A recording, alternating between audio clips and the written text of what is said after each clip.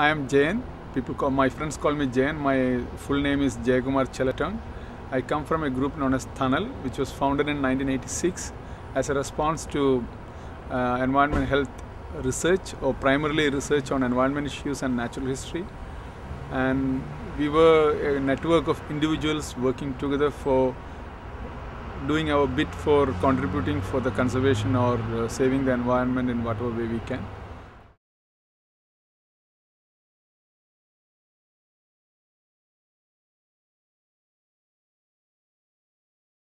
As a plantation worker, when you work with pesticides, what do you do with pesticides? Like you have a health issue in the morning, or you're dealing with empty containers, or you have seen some labels on the pesticides. How do you read it? So it is a kind of a survival toolkit for a plantation labor who works with pesticides in terms of the pesticide chapter.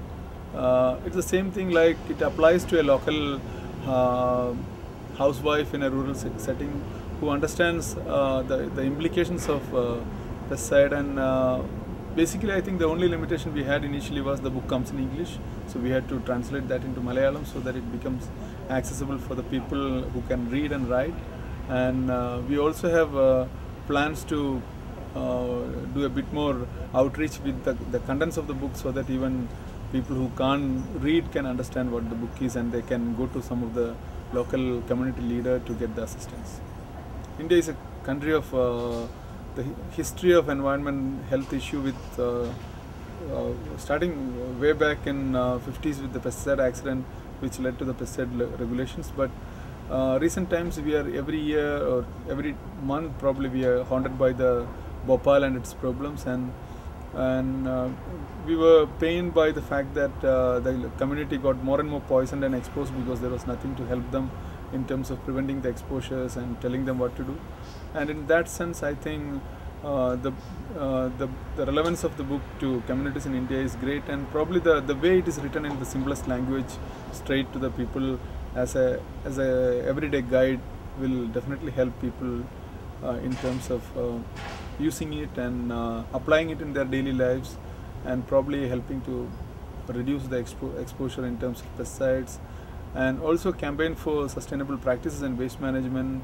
And the beauty of the book is that the moment you find the chapter on pesticides, you want to do something, then there is a chapter on sustainable farming. So it is a well connected guide for improving your environment, preventing your exposure problems to you, and also working forward with it as a community to solve the day-to-day issues on health.